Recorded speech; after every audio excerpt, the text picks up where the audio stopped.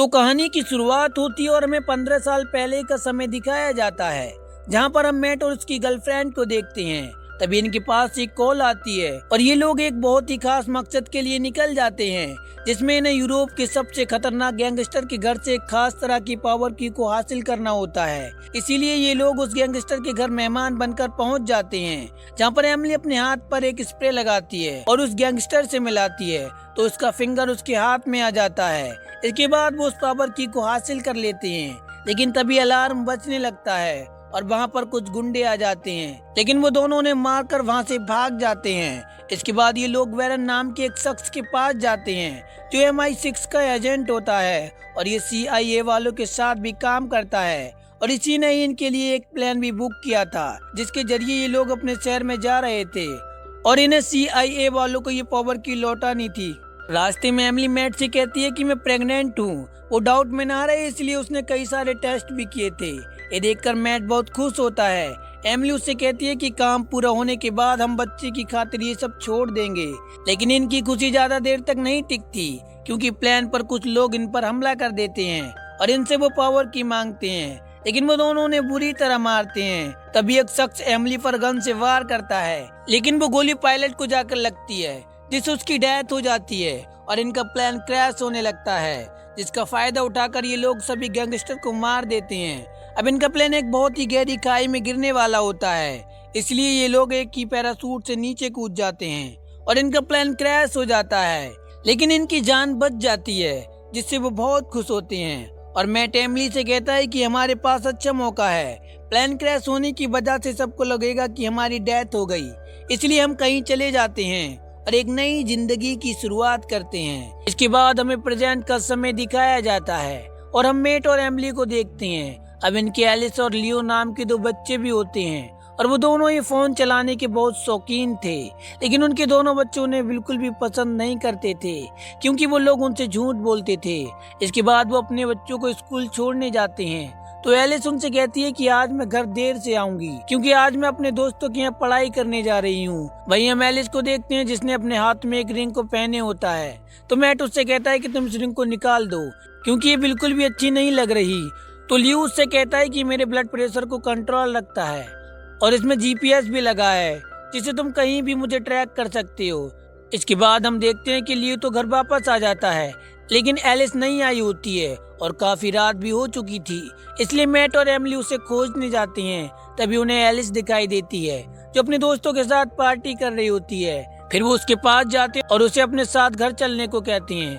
तभी वहाँ पर मौजूद कुछ लड़के उसे तंग करते हैं। ये सब देखकर वो दोनों लड़कों को बुरी तरह मारते हैं। तभी एक लड़का उनकी एक वीडियो बना लेता है, लेकिन मैट उस वीडियो को डिलीट कर देता है। इसके बाद वो एलिस को लेकर वहाँ से घर आ जाते हैं। फिर अगली सुबह हम देखते हैं कि उनके पास चैक नाम का एक बंदा आता है।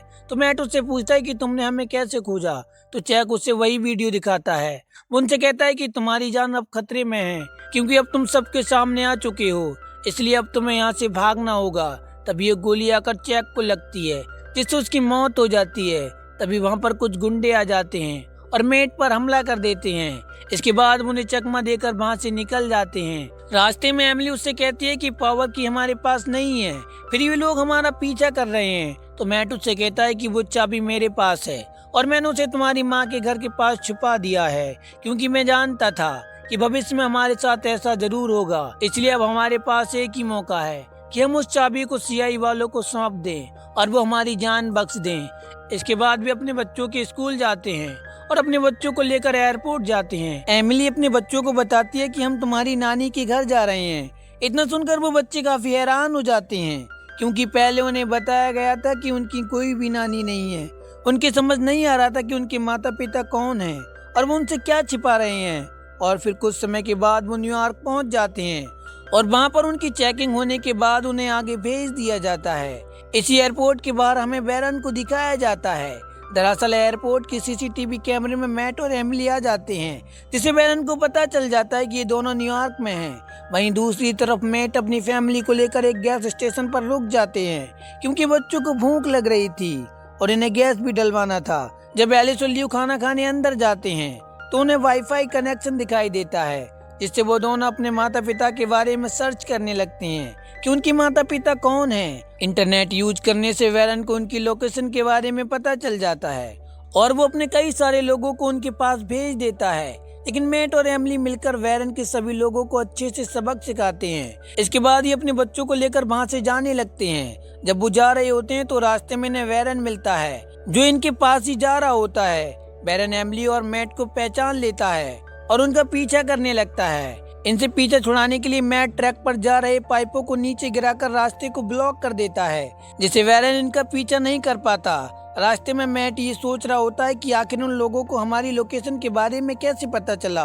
तभी लियो उससे कहता है कि मैंने फोन को वाईफाई से कनेक्ट किया था क्योंकि हम जानना चाहते थे कि आप लोग कौन हैं और हम भाग क्यों रहे हैं। इतना सुनकर मैट उससे वो फोन लेकर एक ट्रक में फेंक देता है, जिससे उस फोन की लोकेशन वेरन को मिल जाती है और वो उसका पीछा करने लगता है। फिर काफी दूर सफर करने के बाद ये लोग एमिली की माँ के घर पहुंच जाते हैं, जिसे देखकर एमिली की माँ बहुत हैरान होती है क्योंकि सभी को पता था कि आज से 15 साल पहले एमिली और मैट की डेथ हो चुकी है। इसके बाद वो उन्हें घर के अंदर ले जाती है और वो अपनी नाती पोतों से मिलकर भी काफी खुश होती है। तभी वहाँ रॉनी नाम का एक बंदा आता है जो फिलहाल में एमिली की माँ के साथ ही रह रहा होता है। वहीं दूसरी तरफ वेरन उस ट्रक के पास पहुंच जाता है जिस ट्रक के अंदर लियो का फोन था। ये देखकर उसे पता चल जाता है कि मैट ने उसे पागल बनाया है, लेकिन वेरन सैटेलाइट के जरिए ये पता कर लेता है कि वे लोग कहां पर गए हैं। वहीं दूसरी तरफ मैट एमिली को लेकर उस जगह पहुंच जाता है जहां पर उसने वो पावर की छुपाई थी और उन्हें वो पावर की मिल जाती है। लेकिन तभी एमिली की माँ के घर एक टीम आ जाती है और वो लोग दरवाजा तोड़कर अंदर घुस जाते हैं और सभी लोगों को बंदी बना लेते हैं। फिर इन लोगों के सामने एक खुलासा होता है कि इस सब के पीछे वेरन का नहीं बल्कि चैक का हाथ था। दरअसल पावर की पाने के लिए उसने एक चाल चली थी। जब मैट उससे अपने लोगों को छोड़ने को कहता है तो उसके बदले में वो उससे पावर की मांगता है और अपने परिवार को बचाने के लिए मैट वो चाबी दे देता है। लेकिन इसके बाद भी वो उसके बच्चों को लेकर वहाँ से निकल जाता है। हेलीकॉप्टर का नंबर जानने के लिए जब वो अपने सीसीटीवी कैमरे को चेक करते हैं तो उन्हें लियो दिखाई देता है जो एक इशारा कर कर बता देता है कि मेरे पास जीपीएस है जिससे तुम ट्रैक कर मुझे ढूंढ सकते हो। इसके बाद वो उसे ट्रैक करते हुए एक बिल्डिंग में पहुंच जाते हैं और इसी बिल्डिंग में चैक कुछ अमीर लोगों को इकट्ठा करता है। दरअसल वो उस पावर की को उन लोगों को बेचना चाहता था, इसलिए वो उन लोगों को पावर की का डेमो दिखाता है जिसमें रेड वाले बटन को दबाते ही पूरे शहर की बिजली चली जाती है और फिर एक ही झटके में वापस भी आ जाती है। और इसके बाद वो उस चाबी से एक बैरियर को खोल देता है जिससे शहर में बाढ़ भी आ सकती थी। ये सब देखकर वो अमीर लोग भी उस चाबी को खरीदने के लिए राजी हो जाते हैं क्योंकि उन्हें पावर चाहिए थी और इस चाबी की पहली कीमत $150 मिलियन लगती है। और इसी बिल्डिंग में हमें मैट और एमिली को दिखाया जाता है जिन पर चैक के गुंडे हमला कर देते हैं, लेकिन वो दोनों उन सभी को मार देते हैं। तभी उनके सामने वेरन भी आ जाता है और मैट से कहता है कि मुझे लगता था कि तुम लोग यहाँ चाबी को बेचने आए थे, लेकिन मैं गलत था। अब मैं तुम्हें अरेस्ट नहीं करूंगा क्योंकि अब तुम्हें ही उस चाबी को वापस लाना होगा।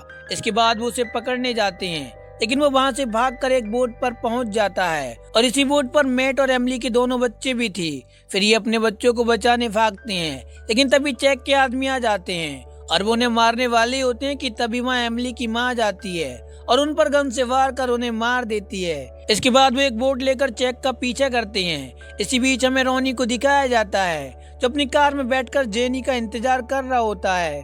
तभी वहाँ वही लड़की आती है जिसके पास वो पावर की थी।